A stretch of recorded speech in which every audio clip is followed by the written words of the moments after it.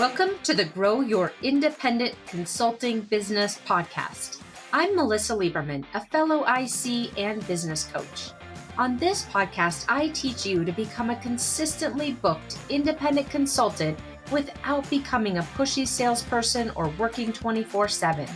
If I can do it, you can too. Listen on to find out how. Welcome to this week's episode. It's a milestone this week. So much fun. We've reached episode 100. And so, in honor of episode 100, I wanted to bring on someone special for you. His name is Brian Owens. I had to do the math after the episode because I was guessing that we knew each other for 30 years, which it would put me at 17 when I met him. That was wrong. It feels like 30 years, but it's actually 20. I looked it up. It's 20 years we've known each other. And I'll tell you how I know him and then why I think it's so helpful and valuable for you to hear his perspective. So I know him because we worked together at a SaaS startup company. He was the sales VP, the person responsible for sales. I would go out with him on sales calls as the subject matter expert who explained our implementation methodology and how we would implement the software to these potential clients. And if you've heard prior episodes about me talking about kicking a salesperson under the table when he was not stating things accurately, this is the person. So I've officially outed him. You can hear about it in the conversation. But I think it's so important to talk and hear what his perspective is about selling. Now, what I will tell you, and I think I said this in the episode too, in having known him for 20 years, he's evolved so much over these last, especially 10 or so years. And there's no need to kick him under the table anymore. He's now responsible for both sales and delivery as the executive in charge of a medical software and services company. So there's no need to kick him under the table anymore. And he'll talk a little bit about that. You'll hear it in the episode. But my point here is with Brian, you'll hear a very well-rounded, I'll call it 360-degree perspective about selling services. Not only have he and I been a colleague for a long time, he also was one of my first consulting clients. He buys a lot of consulting in his current role. He's also been one of my longest standing coaching clients. He'll talk a little bit about that. And then also, he has been an independent consultant himself as a fractional CMO, CSO. So he has done all of the things that we do and has touched all of these different points, whether it is from the perspective of selling his own services as a consultant, selling services on behalf of his company, and buying services and consultants and independent consultants.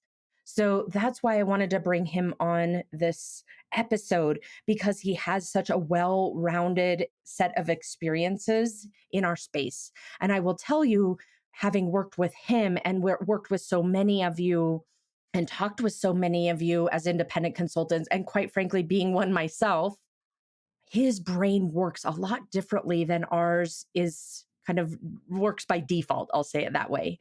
His brain works in a way that as he's selling, he's thinking about things slightly differently. And that's what, in my mind, is the key to the success that he's had from a sales perspective. You'll hear him talk about having sold $100 million roughly in services spend only. He's probably sold over $1 billion, at least multiple hundreds of millions of dollars if we added up both software and services.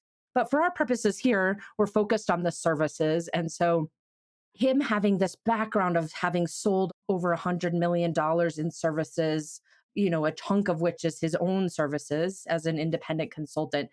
That's what I wanted, why I wanted to invite him onto this episode so you can hear from him firsthand about how he does not think of himself as a salesperson. Even though I titled this The Mind of a Sales Genius, he doesn't think of himself as a salesperson. He'll talk with you about how he thinks about himself how he thinks about his potential clients, how he thinks in a way that gets his foot in the door. And so he will share with you all of that behind the scenes that will help you walk away from this episode with strategies, very specific examples, and most importantly, thought processes that you can adopt that will help you to look at sales in a different way, to see how valuable the process can be, and help you get out of that phase where it might feel awkward or hard to sell what you do. So, without further ado, let's dive in. You'll hear a lot of banter along the way, but really be listening as he describes his thought processes and how he approaches the entire sales process and client engagement process. So that's what I have for you today. I'm so thrilled you're here, and let's dive in. Okay, so excited to get started today. It is episode 100, and I've been telling you that we have the most exciting surprise for episode 100, and I have him here today. The surprise is one of my former colleagues, a current client, a dear friend, Brian Owens, and I call him the sales genius. And I wanted to bring him on today to share with us all the way his mind works, because it's so different that I think than most of our minds work as independent consultants. And he's going to share all the behind the scenes sort of ways to think about selling and marketing yourself and being really successful in those spaces, which are so important to succeeding as an independent. So without further ado, Brian, why don't you introduce yourself? Hello, I echo everything Melissa said. One of my favorite people in the world and one of my dearest friends. And I am honored to be here on your 100th podcast. I so appreciate being invited, but my background is pretty interesting. I took a hard left somewhere along the way. I was an English major, a pastoral theology major, went to seminary, and then I realized that I had a business acumen that needed to be tested. And long and short of it, I've had a lot of different roles in the executive world. I've run sales organizations. I've been a CMO, CSO, CEO, but every job I've ever had, most of which I knew Melissa during, I have been in charge of revenue generation as a primary function of my role. And perfect example is my current role. I'm the chief information officer and president of the Illumination Health Division for BenCare, but my role is to drive services revenue. And so I've been doing that my whole career. I love doing it. It's part of my DNA. Probably done over $100 million of service-based business sales over the course of my career. And I love it. I love creating value for people and seeing them appreciated in the form of rewarding us with revenue. So that's my background. That's why I'm here. Hopefully you'll get something great out of this today. I love that, Brian. Just the very first nugget here of I love creating value for people and seeing the revenue come from that. Yeah, so I have to say this. One of the things that you said is, what's it like to be a salesperson?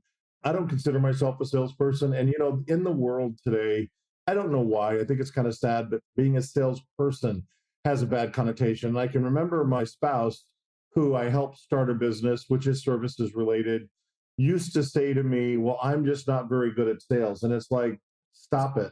This is not about selling. This is about value creation and about helping people achieve a goal that they would not otherwise achieve through your support. And so I want you to think of yourself not as a salesperson, because I think it's a negative connotation. And I think your brain's going to twist sideways when it tries to reconcile it. And instead, you need to think of yourself as a value creator, somebody who's doing something of value for someone else, and that it is a privilege for them to work with you. It is a privilege for you to work with them.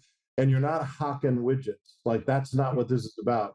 And I think that's one of the reasons I've been successful is I've never seen myself as a widget hawker kind of guy. I've seen myself as somebody who's doing something that's creating great value, and that value is being appreciated. And I think that's sort of a core value. So that's what I said, why I said that is, yeah, you're a salesperson, but that's not what you really are. What you really are is a value creator, and that's how you need to think of yourself. Yeah, that's such a powerful way to start off our episode. Let's take a step back and just for a moment, maybe for you and I, just for our own selves, but also to give a little bit of context for the listeners. We've known each other for how long?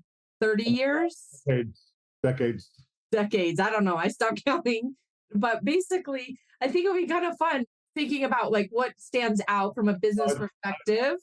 this is number one, without a doubt. So when I first met Melissa, I was driving the sales organization, the national sales team, and she was driving operations, and she hated me. I was out there pitching stuff that we didn't have. I was telling the customer we could find a way to build it, and then she had to make it real. So we would go back and forth. We ended up being very dear friends, but at first she thought I was just a schmo. So one day I was sending her an email, and I used to be very animated in my emails, and I would use all caps all the time. And, she would tell me, you really shouldn't use caps in an email. So one day I came back to my computer and all of the shift key and the caps lock key were missing. And I got a note from her saying, when you can use these keys responsibly, I'll return them to you. And I laughed my ass off, and I never did get the keys back. I had to buy a new keyboard. And then at our next company picnic, for one of the contests, the winner of the contest got Brian's shift and cap lock keys from his keyboard that was stolen by Melissa. So anyway, that's That's one of the fun. memories I cannot forget. Like one of my first coaching opportunities That's from so fun. so, That's so fun. I was thinking about one of my favorite memories, and I've shared this on the podcast without telling anyone who it was. So now I'm outing you. But we would go on these sales calls together. We could call them something different, but we'll just call them a sales call where we were going out and meeting potential clients and demoing the product and talking about how we would implement it. And so you were the executive sponsor of most of these and leading those deals, and I would go with you as this one of the subject matter experts, and I would just almost every single time kick you under the table, just like he's making some shit up again and this is wrong and I'm going to have to deliver it, and just kicking you under the table. It's so fun to me to see where our remember relationship one of those is. times you kicked me at the table. We were at like some massive company like 3M or something, and we were trying to figure out how to make this happen. And Melissa was there with me. We were caucusing on the side, and we talked to the CEO.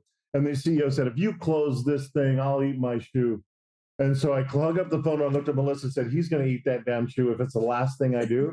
So the long story short is we did get the contract, and I walked into the CEO's office with a shoe and said salt, pepper, or something additional. But yeah, together we were an unstoppable team. Yeah, It was that fun. was fun. Okay, but I think one of the fun things to take away from these stories we're sharing with you is, Brian, we always delivered whatever you sold. It was just so sometimes uncomfortable. And you might agree with this. Sometimes it was probably a little bit beyond the edge of what was reasonable. But a lot of times it was you knowing that our group would be able to create whatever it was that you were talking about. And so it wasn't overselling or making false promises. It was you just really having a lot of belief and trust in the teams that had to go behind you and deliver against those Well, yeah, not yeah, promises. and I think that's a hugely important part of this whole thing. And if you're selling yourself or if you're presenting yourself, you've got to know yourself well. And it's one thing to get over the tips of your skis with something that is inappropriate, but I'll give you a perfect example. When I would be in one of these meetings, the way I would look at it is if it was something that the client really needed that made sense. It wasn't like the client saying, I want it in blue, and I tried to convince them that red was better. It's not like that. What it was is that they would say, this thing that we need would change our workflow, would change our value point. And I'll never forget, one of them was they said, do you have okay, I'm going to date myself, a BlackBerry option where we can go into our BlackBerry and we can hit a button and do a certain thing? And I said, absolutely, we can do that, because I knew that it was that it was technically possible, that my team could deliver, that it was something that made huge sense to the client in the context of this agreement. And honestly, I got kicked under the table by Melissa, but on the way home, the CTO wrote the software on the airplane. And by the time we got back to the client, the next time it was built. And so sometimes I stepped a little far over the skis, but I will tell you, it was never about what's in it for me. It was never about selfish motives. It was never about getting the sale. It was about, if I can find a way to create what this company or person or department needs such that everything they are counting on me to deliver can be delivered, then it's something we should consider. And even in my life now, I've always had a part in product development. in all the software companies I worked for, I'm not a developer, I'm not a coder, but I do know the mind of the customer, which is, I think, one of maybe my gifts is that I can hear what they're saying. And that's, I think, another big part of this is you have to listen.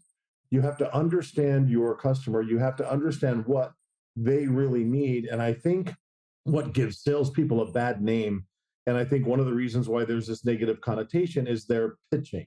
They're pitching a pre-script. They're pitching a thing and they learn how to say it one way and they're pitching it one way. And the bottom line is no two customers, no two clients are the same.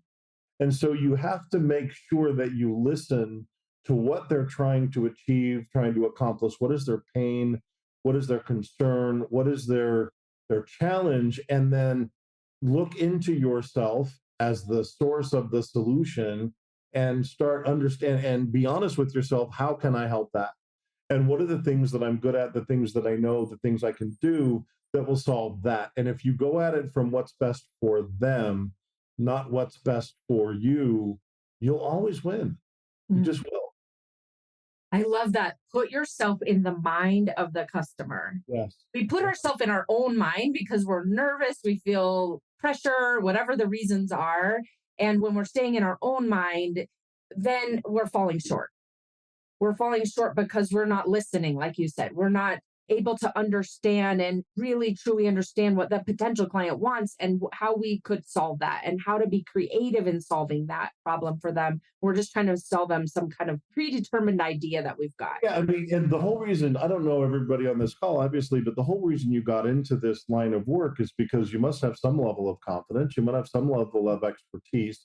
You've gotten validation that this is something that you're good at. And so that means we're goal setters. That means we're going to set goals. We're going to try to achieve those goals. But here's where this can be a problem. I need to close 3 more clients this month so that I can make, X thousand more dollars so that I can hit my deposit goal for March. That is the absolute wrong way to go about it. It's okay to say I need X clients, but what you have to do is you have to look at it from how can I solve the challenges of the people that I've been introduced to such that the rest of it happens. And I can tell you, when you focus on the dollar, I must make $10, I must make 10,000, I must make 100,000. It's a negative energy. When you talk about, I am going to make someone's life better, I am going to, through my skills, knowledge, and resources, I'm going to make this person or this company a whole different outcome than they would have had without this influence. Then this influences me. Then the rest of it just happens. I mean, it's the old saying, if you do what you love, you never work a day in your life. If you focus on others, you're going to be the happiest person in the world. Yeah. And that for whatever reason, sometimes we turn off that thought process when we get into the sales zone. And it's so important to extend it across a consulting business, whether it's in delivery or in the sales process or even marketing. Absolutely. Owens, let's shift gears for a minute here and talk about you've done so many different startups. You've been an independent consultant yourself. You've built software companies, you've built services companies, you've done so many things in your career. And so as we think about when you first start those endeavors, especially, let's make it specific to a consulting practice and when you were an independent consultant, tell us a little bit about how you think about building a pipeline and really getting your practice off the ground. That's a really loaded question. And it's the most critical component. And it's frankly why a lot of startups don't make it. A lot of startups or people trying to get into something new will approach it from, I have this, so I'm going to sell that. Mm. It's not like that's not a component of it. But the way I've always done it, let's say that we were creating software and the software was focused on a certain industry.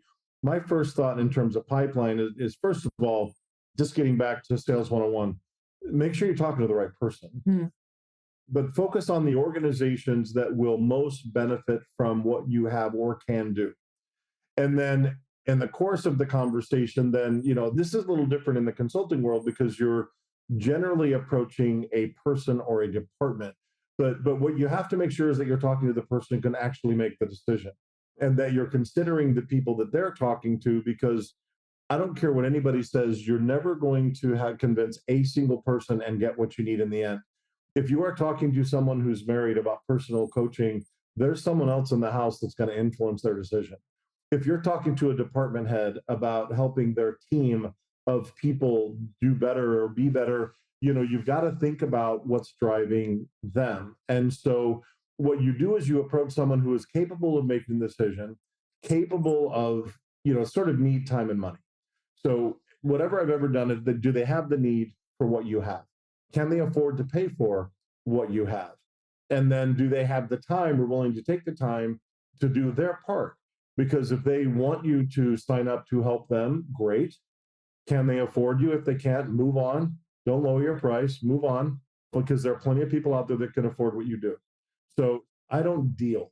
I don't like any. I've sold products that are worth hundreds of thousands. I've sold services that are worth millions of dollars. And if they can't afford it, then move on. If they can't afford it, you either haven't given them enough value to make it worthwhile, or they simply don't have the goods. And either way, move on. But the other thing is the time. And if let's just say they have the money to afford what you're offering, and that you believe you can help them, if they're not willing to commit to the process, then you've still failed. And let me take it to a corporate example, and then I'll bring it back. If they are expecting you to do all the heavy lifting, you're going to show up, you're going to deliver a product, you're going to deliver a service, or you're going to deliver something, and then everything is just going to be hunky dory, then you've failed. You have to make sure that the person is the right person and that you convey to them their responsibility in this. So if I'm doing a big, complex services sale, there's usually multiple decision makers involved. And I know that's not what we're talking about here today, but it's the same basic concept. And that is that they have to be able to convince me that they understand the needs of everyone who's going to be touched by this, and that they're willing to do the investment they need for my product or service to be successful. And Melissa, we've done this a million times. We can bring something to a company, but if they don't use it, there's no value. You can bring a service to somebody, but if they don't show up, if they keep canceling appointments, if they don't see the value, then look into yourself first. Am I not doing my job? Have I not made myself valuable? Am I not creating a meaningful dialogue that's making them feel like they must come back to me? Or are they just not committed? And, commitment is a huge part of it. I mean, Melissa and I, my God, we go back so many years, but I hired Melissa as a coach. I don't even know how long ago. I've been relying on her as a mentor and coach and friend forever. But one of the things she has always held me accountable to is my commitment. And she has made me agree to show up on a certain day at a certain time. She asked me when we meet up the next time, did I do the things I said I would do the last time? And that all ticks and ties with the world I've known in terms of what I've done, if that makes sense. Yeah, I think you bring up such a good point here, Brian, because a lot of times we think about when we're selling consulting and we are engaging with our prospective clients that we're convincing them of something, that we're trying to get them to say yes. And the way you just framed it is no, this is a mutual conversation where you're really vetting the client and the client is vetting you. You're vetting the client to make sure that they're worth your time to spend time with whatever the project might be. I'm just thinking of a project you and I did together when I was helping you from a consulting perspective, replacing an ERP system. If I were coming to you as a consultant and you said to me, we need to replace our ERP system. And so I started working for you on that. And then you didn't show up. You didn't provide the subject matter experts. You didn't invest in the integration work that had to happen, whatever it was, the project fails. And it's not worth my time or your time to engage in this. And so thinking about a process of selling to corporate buyers for a consultant is so valuable to think about. This is a mutual dialogue. This is a mutual vetting process. And this is really the beginnings of an engagement where you're creating that level of commitment with the client and buy in with the client, just the same as they're learning about you and figuring out that your skill set is matching what they need. Well, exactly. I mean, at the end of the day, people want to be accountable. They Yeah. want to be held accountable, Yeah. but human nature is such that we don't always hold ourselves accountable. But there's another really, really important part to this that kind of hit me as you were talking. People work with people they like. This is, I think, where salespeople get a bad rap. If you think of a salesperson, you probably think used cars, small seat, say whatever they have to say to get something done, which is why I hate that name. What has to happen is you have to engage you have to have a relationship, because trust is at the basis of everything that happens. If someone doesn't trust me, if they don't like me, if they don't respect me, they're not going to do what I ask. They're not going to buy what I'm selling. They're not. And so, a friend of mine recently, I've taken every personality profile on the planet. There's 1,000 of them out there. Pick the one that you like. But one of my friends the other day, he's a very successful businessman. He's worth hundreds of millions of dollars. He happens to be my neighbor and just a really good guy. And you'd never know when you meet him that he was as well off as he is. And my spouse and I were having a little bit of a disagreement. I don't even remember what was it about. And he looked at me and he goes, Brian, he goes, there's only two kinds of people in this world. There are doers and there are friends. And he said, doers are people that want to be motivated and they want to get things done and they want to have a thing. Friends just want to be taken care of. They want to be heard. They want to be liked. And so when I say they have to like you, assess which kind of a person you're dealing with. If you're dealing with a doer or a driver, then you approach them very directly. You approach them with facts. You approach them with information, and you approach them with commitments and milestones, things that feed their need and will make them feel comfortable and confident with you. If you're dealing with someone who is timid and who is maybe more of a social kind of a person, like the person I'm married to, when I start getting direct and when I start enunciating my words and my voice gets, I'm a big imposing guy. I'm 6'3" and 250 pounds, and I have a deep voice, and I can intimidate people if I'm not careful. And I have to play against that because I can intimidate my spouse just through my words. And so what you have to think about is, what kind of an approach must I take with this person so that they will open the door, open the window, and then hear the things I want them to hear from me. So what that means is you can't use the same style with everyone. You can't use the same storyline with everyone, because if you can't break that trust barrier down very quickly, the rest of the barriers will never fall. But if they trust you and they like you, and there's a word that I used to use back when Melisa and I worked together, I used to call myself a trusted advisor. And when people see you as their trusted advisor, they will work with you. If they see you as a pitch guy or somebody trying to sell them something or somebody trying to jam something at them, you're not going to get very far. But if they see you as a trusted advisor, you will get as far as you need to help them. Yeah, which fits so perfectly with the independent consultant type work that we do, because we are trusted advisors. For some reason, we kind of turn off that part of our brain, trusted advisor, and think, to your point, I'm a salesperson, or I'm in the sales role right now, or I'm doing some selling things, and lose that skill that we already have, building a trusted advisor relationship. You know what's amazing? There's this sort of magical thing that happens, and you do it, you know how to do it, I know how to do it, and it's not that hard to learn. When you start focusing on the other person more than like their needs more than yours, and what their success looks like more than yours, and what they need from you more than what you want to give, and then the barriers start to break and the trust starts to happen and the dialogue starts to begin, there's this magical thing that happens and you can feel it. You can feel when you've got them. I can sit in a room full of executives and I can tell who I'm influencing and who I'm not. And so whether I'm up on a stage speaking or whether I'm one-to-one in a room or whether I'm in front of a panel of people considering this thing that we want them to buy, you have to look and you have to look at that body language. Are they responding? Are they crossing their arms? Are they sitting back in their chair? Are they leaning towards me? And educate yourself on these things because they're clues that can allow you what to do or say next. If they're leaning back and crossing their arms, you are not getting through. If they are putting distance between you and them, you are making them uncomfortable. If they lean in, that means that you're saying things that they're finding compelling and interesting. So again, focus on the person you're trying to help and give them what they need at every moment, including the sale. And it'll magically, the doors just open and there's no secret. It's just making people feel like you give a damn. I mean, honestly, making people feel like you care. And in my case, I really do. And I think that's part of why I've had a lot of success is I really do care, sometimes too much. But that plays through. It plays through. Yeah. You touched on something, Owens, that I want to go back to for a moment, which is getting to the decision makers. So making sure that you're engaging with decision makers. And so tell us a little bit about what your thoughts are on how you do that. The gatekeepers. I hate the gatekeepers. I have a gatekeeper. I can tell you what works with me. Perfect. I have a person who I could not live without.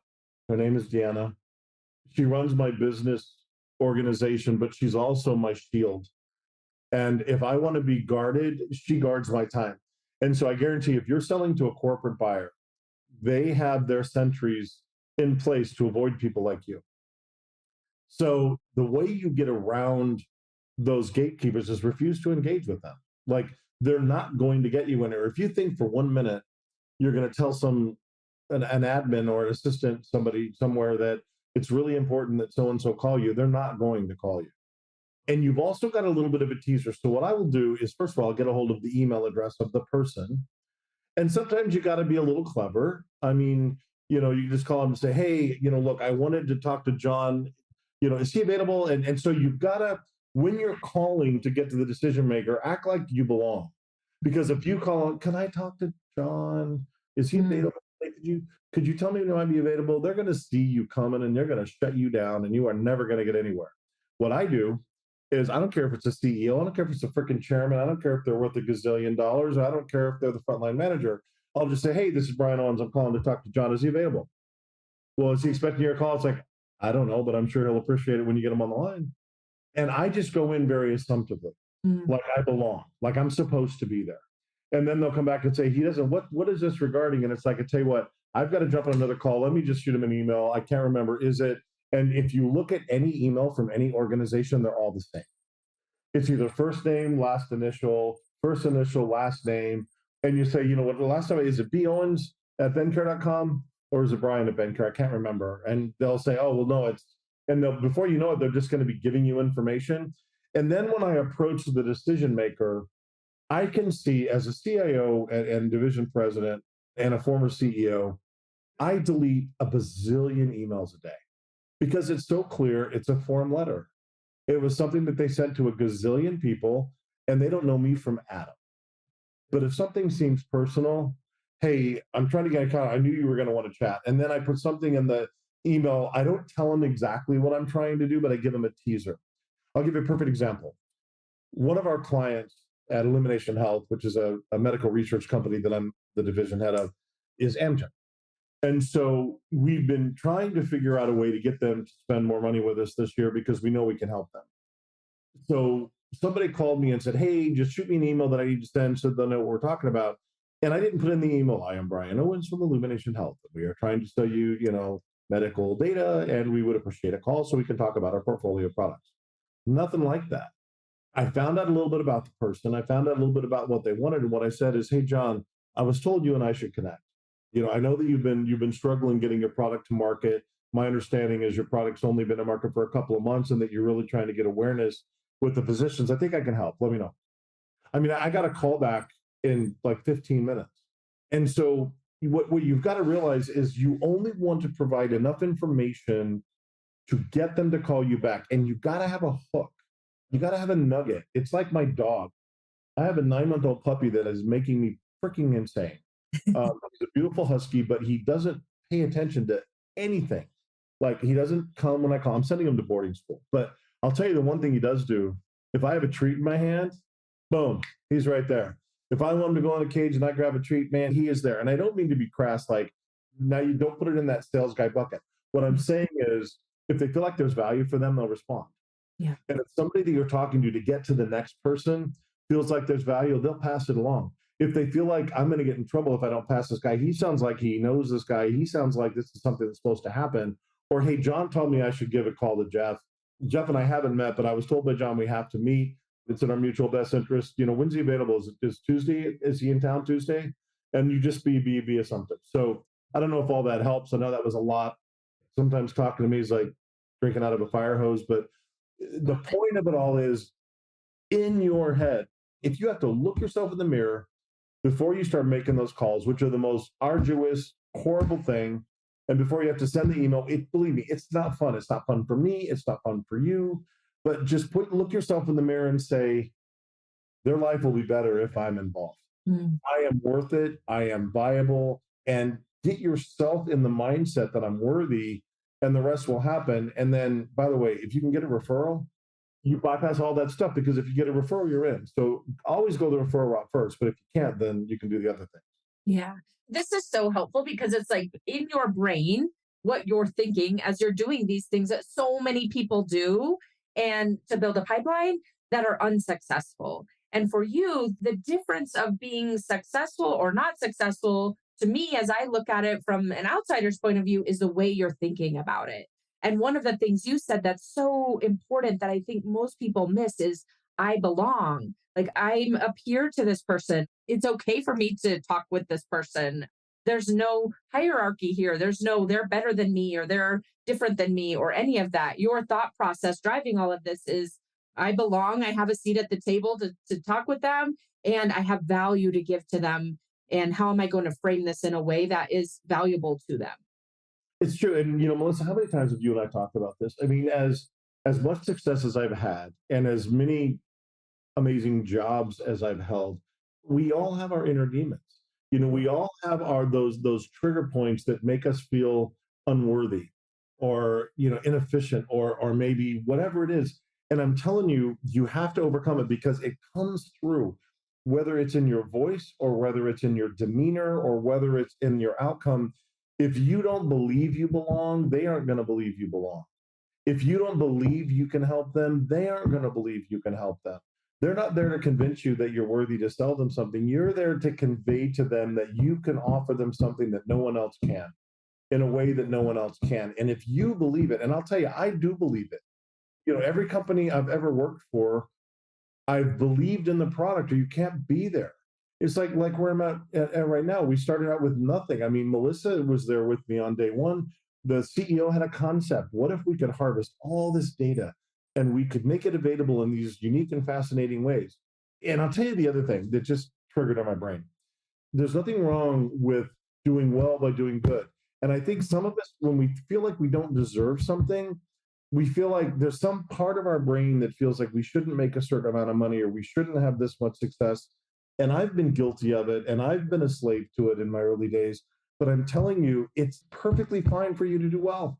You have to allow. I deal with doctors every day, and these are some of the most intelligent people you will ever meet, but they are so timid in business, because somehow they don't believe they deserve it. And I'll never understand. So it's a mindset, it's an attitude, it's a belief. And I know that sounds kind of arduous to the person listening to this podcast, is saying, well, but I do feel like that. But how do I get to that point? Well, convince yourself, or get your own consultant. And when you get to the point, then you be the consultant. But you're worth it. Yeah. It's everything, really. If you look at two people's history and one is successful and one isn't, it almost always comes down to the way that the successful person has been thinking about what they're doing and the way that they're thinking about themselves. And we talk about that so much on this podcast. So I didn't set you up to say any of that. No, um, it's true. And if you're in this line of work, you've had success. If you're in this line of work, people listen to you. You've got some of this chutzpah that I'm talking about, which is sort of this inner light, this inner thing. And just don't let yourself get in the way. And again, just focus on the value you're bringing, not the pitch you're giving. yeah, so good. Oh, I have so many questions to ask you. Let's switch gears here for a few minutes and then we'll wrap up. As you're running a business, especially when you were back running your own independent consulting business, Owens, tell me a little bit about how you think about investing in the business. There's two kinds of people in that world. There's people who are willing to spend, and people who are reticent to spend. And I don't think it matters which kind you are. I think what's important is when it matters. And I can tell you, in my business, I'm willing to spend if I see the value. I'm going to give you a perfect example from yesterday. I'm on the phone yesterday with the chief medical officer of a company called A&I Pharmaceuticals. And we were talking to them about a proposal. And the proposal that we had provided was about 100% more than their budget.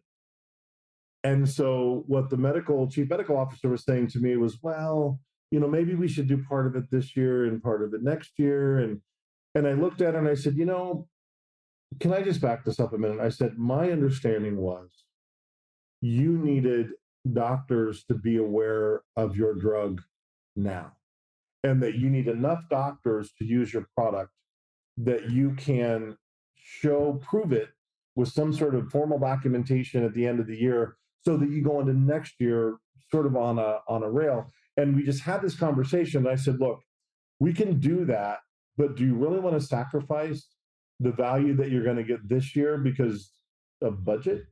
I said, I have a feeling if your CEO understood how important this thing is that we're about to do, that they would give you the budget. She goes, you know what? You're right. Hold for a second. And she literally put me on hold. And she went to the CEO's office and said, look, I need another $500,000 or we're not going to be able to get this done. And she literally got back on the phone and she said, okay, I got the budget approved. Now what do we need to do? And I was looking at Deanna, who's sitting at my desk, and I'm going, what just happened? It's like, I mean, not that I should be surprised because, it's the thing I was trying to embody. But what I'm trying to explain to you is she got on that call with half the money needed to do the thing. But when she realized the thing had value, she found a way to make it happen. And that's the point that I'm trying to make is people will spend the money if you're giving them the thing they want and need. And there's an association with that, right? So you've got to find that trigger point. It's sort of like nobody buys a boat or a car because it's a good investment. They buy it because there's a quality of life component that they believe will happen. And so they spend the money even if they're not 100% sure it's a good investment. But you've got something even better. You've got something that is a good investment, but help them see the thing that happens. If you work with me, you will be more successful. You will have a better role. You will move ahead in your job. You'll have a different title. You'll have a bigger office. Look, you've got to get them seeing that by talking to this person, they are going to help me essentially manifest these things that are so important to me. And that's the point. And now there are people who just don't have the money, so let it go. But I think I answered your question. I mean, it's that you have to just make sure that if you show them that they can, and by the way, here's the other thing. When Melisa and I worked together, they used to call it Owenomics. And this Owenomics is not a thing. My name is Owens, and I would provide an economic model to the client that would convince them that there was an ROI. And it was fascinating math that didn't always add up. But the point of Owenomics, if I ever write a book, probably what I should call it. But the point of Owenomics was I presented them with something on paper that appeared to give them more value than they were spending. And by the way, the value wasn't always dollars. Sometimes it was market share. Sometimes it was positioning. Sometimes it was extension into a new industry segment. In the medical world, they call it a new indication. I did this disease, so I'm doing that disease. But my point is, this Owenomics concept was nothing more than me listening intently to what they told me they wanted, me factoring in what I had to offer, and then putting in an overlay that helped them understand what would manifest if they did it. And I know it sounds kind of, foo-foo and sparkle dust, but it's not. And let me tell you what the Owenomics documents look like. I think what I heard you say was this, and I reinforced for them what I heard. Oh yeah, that's what I said. That is what I need. And I would put in things that they didn't say, but I knew they needed or would respond to, and they would just think they said it.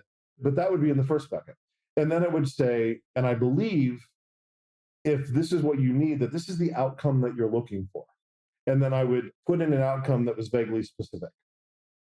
And here's what it cost. By the time they read 1 and 2, 3 was already done. And it was a big joke in the company because Melisa and everybody else used to say, I don't know, this Owenomics thing, but he did it again. And I would call it a business profile. So what I would go to my clients and say, you could do this as a personal consultant. You know what? I don't know if we belong together or not. You're right. I mean, I'm a consultant. You don't know me from Adam. So tell me again, what would be like the perfect outcome from this relationship? Like, if we go ahead 6 months, 12 months, like, what would it look like if I do what you need of me? And they will tell you. And then you reinforce it. I thought what I heard you say was, and they're going to say, well, yeah, I did say that. And then you're going to say, well, here's where I believe we can get to. If this is what you need, I think I have the skill set and the acumen to get you here. And oh, by the way, that'll be $1,000 a pop, or whatever. But I'm just saying, whether it's a conversation or a document or a spiral bound notebook with all kind of stuff in it, which I would do. And by the way, presentation is everything. Yeah. So if you're going to present it, make sure you look polished. But that would always get me there. And then I'm going to tell you one other thing. These are random thoughts popping in my head. But I'll tell you something else is part of them accepting you and being comfortable with you is how you look. And I don't mean you have to be beautiful. I mean you have to be polished. And if some person walks in my office and they say they're going to help me get to a certain point and they got a pair of $39 Kmart shoes on, I'm sorry, they're out. And I don't mean you have to spend a fortune. What I'm saying is I always, my whole life, dressed for the position I wanted, not the job I was in. Mm. I tried to present myself as the person I wanted people to see me as, not the person I actually was. And over time, I began to believe that guy was that guy because I was treated that way. And so I guess if I had to break it down, everything I've said so far is attitude, it's presence, it's acumen, and it's probably sincerity. Because listening to someone and hearing what they need, that is the most pure form of sincerity. I am here to hear what you need, not what I want.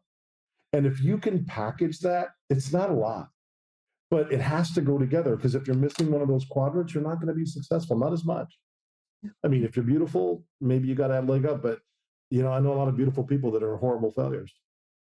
Yeah, I think you said so much there to unpack and so many good tips and really scripts that people can use to start getting so much traction in this process.